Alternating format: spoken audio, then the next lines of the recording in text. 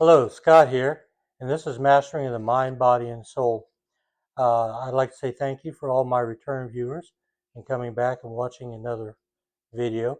I would like to say welcome to all the new viewers. Hopefully you're going to see something or hear something that resonates with you. And if it does, please like, comment, share, and subscribe. Last week we talked about R.E.T, which is rational emotive therapy. And I said we would be doing some examples of the R.E.T model to give you a better idea on how to use this and to solve the problems that you're encountering. There are three goals to R.E.T. They are to be less upset, less often, and for less long. Doesn't mean that you'll never ever get upset again in your life. Things happen. But by using this concept, you're going to be able to better manage your feelings and emotions as to what is going on in your life. So today, we're going to start with the event. That's what happens. We need to be specific with this event and not vague or general. The example I'm using today is not particular to anyone. It's just something that I came up with and thought that it might be relevant. But the event says this. My husband went out partying with his friends after work and came home drunk again. All right, that's what happened. Okay, now the self-talk to this is, I can't stand his drinking. I should pack up and leave. He is such a loser. He's never going to change. I deserve better. I absolutely hate him. Now, these are all the things that are being said in that person's mind or being verbalized. And that self-talk, we go to the feelings. And the feelings as a result of that self-talk are naturally anger, frustration, hurt, and disappointment. So that's what this person is feeling as a result of their self-talk. Well, I have my Pac-Man model over here, and I'll continually keep referring back to this model. But when you're feeling angry, frustrated, hurt, and disappointed, naturally, you're coming out of your child or your personality. And when you're coming out of your child part of your personality and basing everything on feeling and emotion, you're not necessarily making the best decision for yourself or others. Ideally, what we would like to do is leave the child state and go back up into the adult, where we know that the adult state bases everything on intellect, rational thinking, and logic. Okay, now that we've talked about the feelings, how are we going to challenge this self-talk? Well, we're going to challenge that with the 5RQ IQ. And last week I went over that. 5RQ IQ stands for the 5 rational questions and the importance question. So I didn't have enough room on my whiteboard to put up the 5 rational questions and importance questions due to the size of my board. I really need a larger board, but I did not have an opportunity to get anything bigger than this. But let's talk about the self-talk, and we'll start with the first of the 5 rational questions. And that says, is my thinking or behavior based on facts? All right. Most people think that whatever they're saying in their mind, that's gospel, it's the truth. And I'm going to show you that's not the case.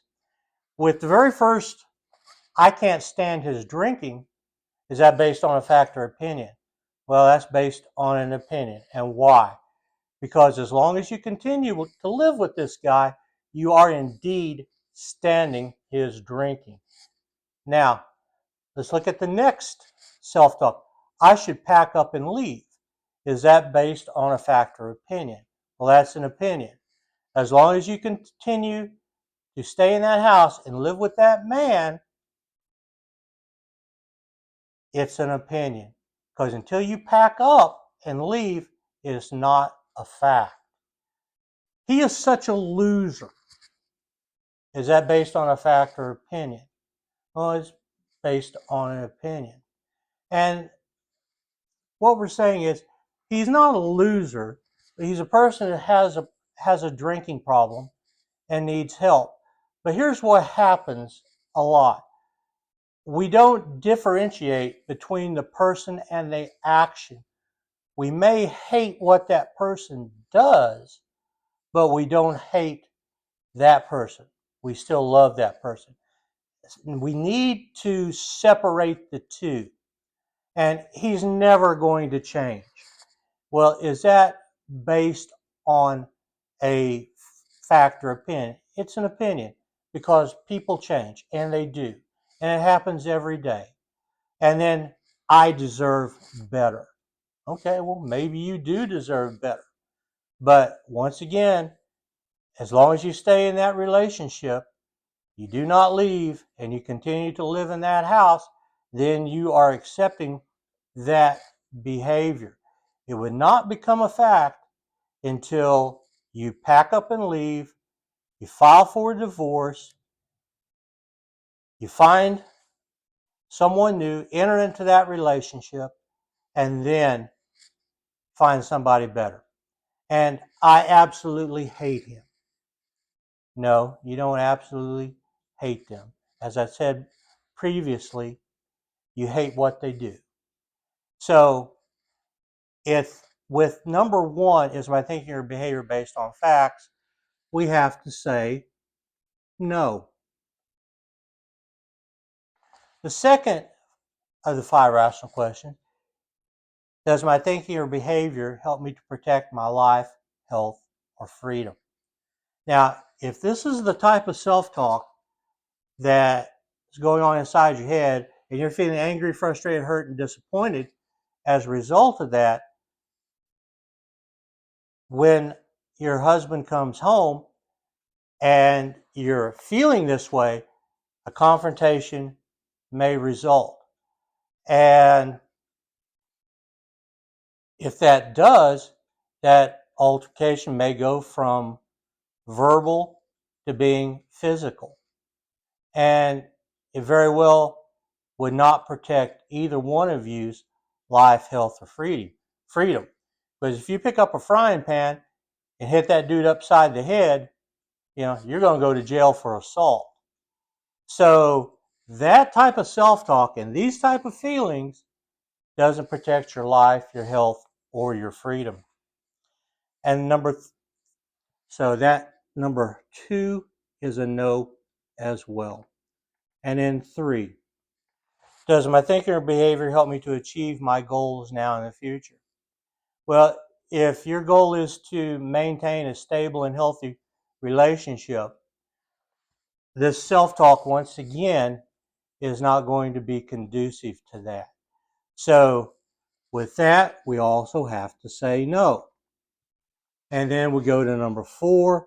Does my thinking or behavior help me to avoid unwanted conflicts with others?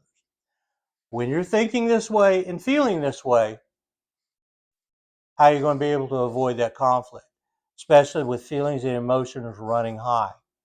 So naturally there's going to be a confrontation, escalation of the situation, and it'll be something that you say or do that you will later regret.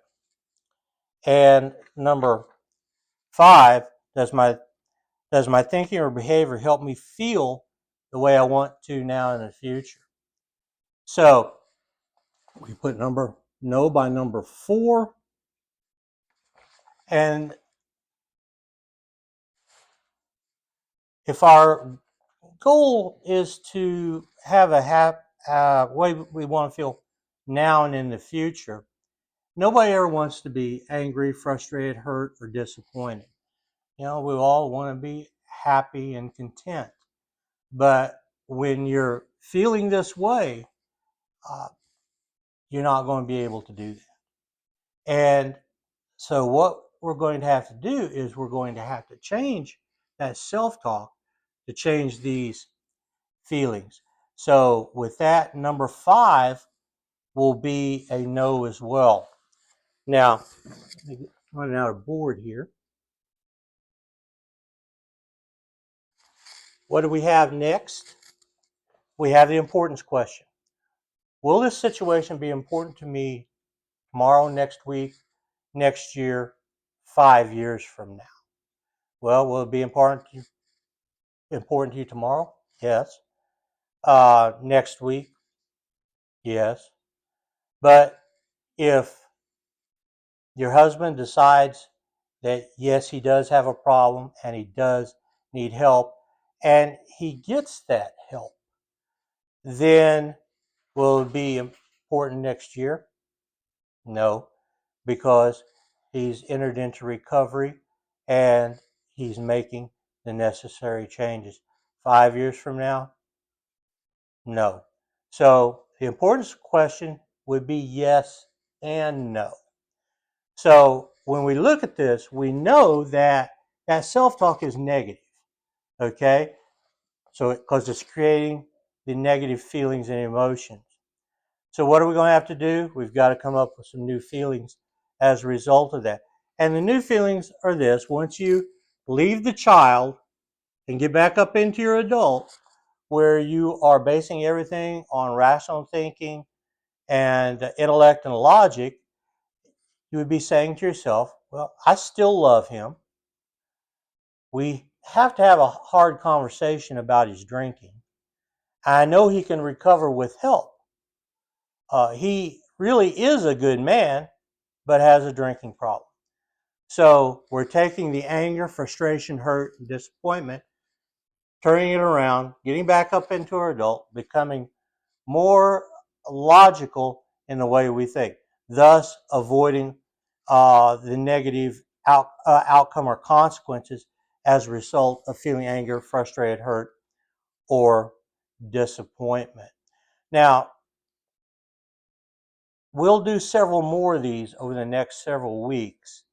And if you have a situation that you would like R.E.T, please put it into the comments. I will work it up.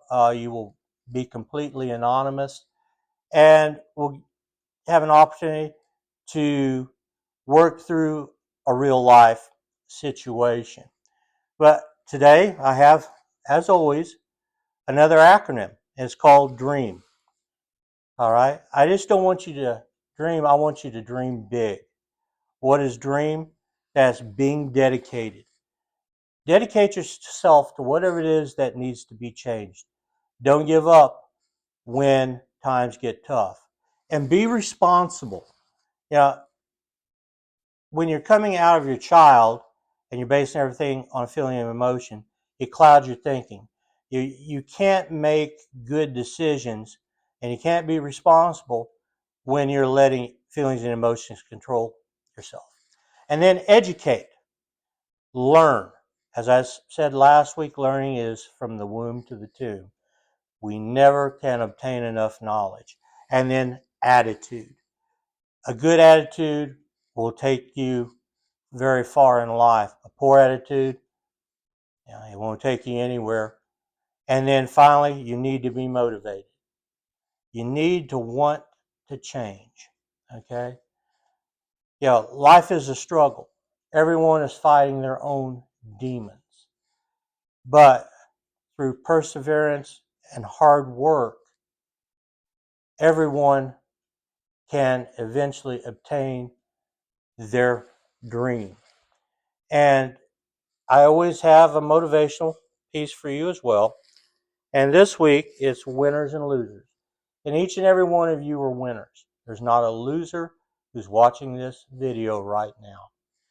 And it's rather lengthy, so I'm going to go over the first half this week and finish the second half next week. A winner says, let's find out. A loser says, nobody knows.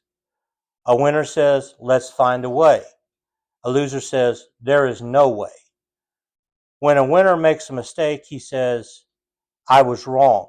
When a loser makes a mistake, he says, it wasn't my fault. No acceptance of accountability. A winner tackles a problem, a loser avoids it. That's called being avoidant. And a winner shows he is sorry by making up for it. A loser says, I'm sorry, but does the same thing the next time. Keeps repeating the same mistakes over and over again. I want you to know that I believe in you. I want you to believe in yourself. And I want to thank you for believing in me and coming back each and every week and watching another one of these videos. My goal with this channel is not only to help myself, but to help others as well. So with that, I would like to say, may God bless you and much love and light to you.